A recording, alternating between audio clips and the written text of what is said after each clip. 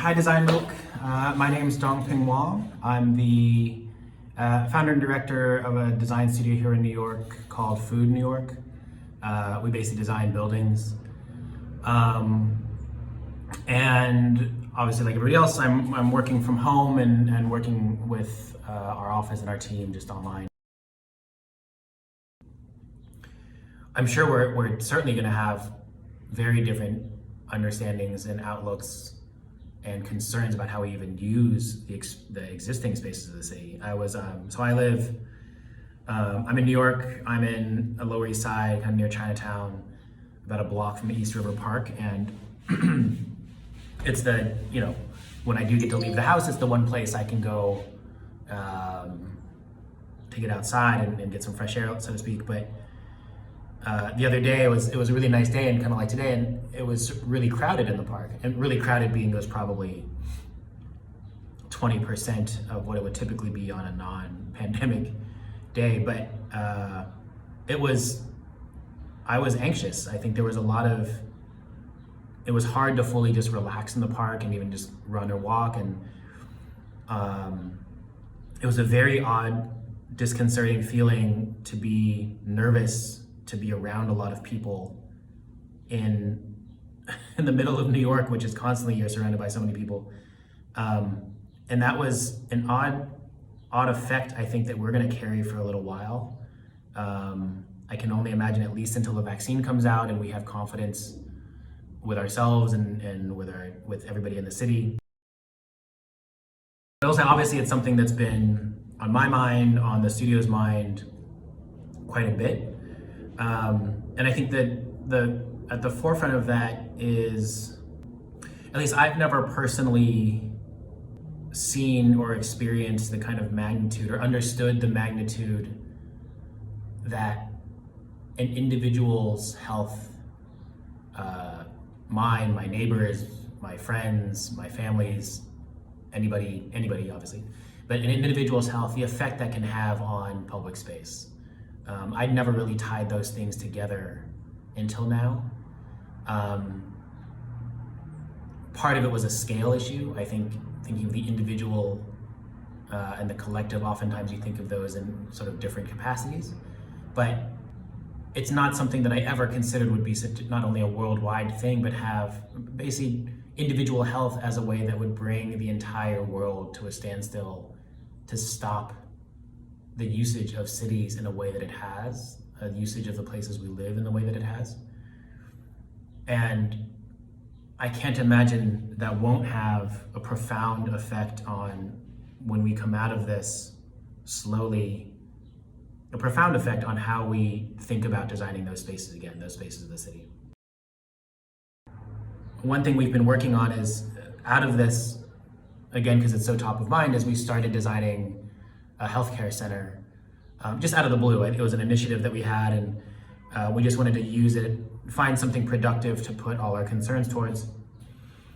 And one thing that came up really quickly was, again, that relationship between individual space and collective space, and feeling that even in the most public settings, we need to be able to provide or create space for the individual to be alone. That doesn't necessarily mean the individual to be isolated in a kind of pandemic way, but the need to be in your own space, even in a public place. And it might be as simple as redesigning what a bench is like, redesigning what places to sit and stand, pathways to walk, the scale of those as we move through public spaces and parks and sidewalks. What I do like is that it means considering both the collective, but also the individual in terms of how we design things at the city planning level and at the kind of large scale project level. Obviously, that's something I think we do architecturally all the time, but it's very easy to get caught up designing in much bigger scales and move down to the smaller human scale.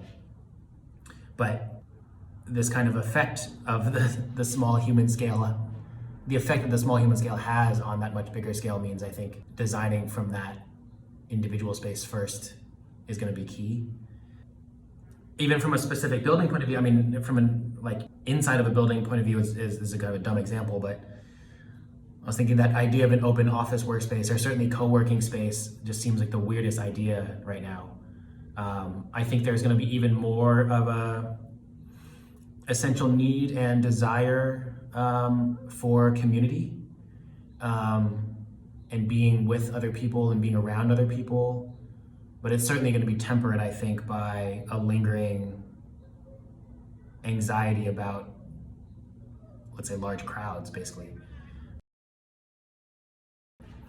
I will say one of the nicest things about being in New York during this, well, it's a bit of a weird thing. I think because I'm not near hospitals, I'm not involved in, I'm not a doctor by any means. I read about the hospitals in New York just like everybody else does on the news and see the videos of the emergency rooms. And it's a very different atmosphere, obviously, than being at home. But even being at home, I think one thing that's really incredible is you're near so many people. I mean, out my window, there's huge 20-story old co-op and project buildings full of people, everybody in their own little apartments. But at 7 p.m. when we all come out and clap and cheer and bang on pots and pans for all the doctors and nurses to thank them, it is probably the most collective and heartwarming and kind of community feeling 2 minutes, certainly out of any given day, but also you don't feel that kind of collectivity unless there's oftentimes an emergency. But that doesn't happen, I think, unless you're near a lot of people. Even though I'm clapping with someone who's on a balcony 15 stories above me across the street and I can see them as like this little image of a person, that real connection, that real space is so important. It's that we're physical, we're not kind of mitigated through a screen. It does make me think, I know there's been some discussion, for example, on are suburbs going to become more desirable? Are they going to be stronger again? And I hope not.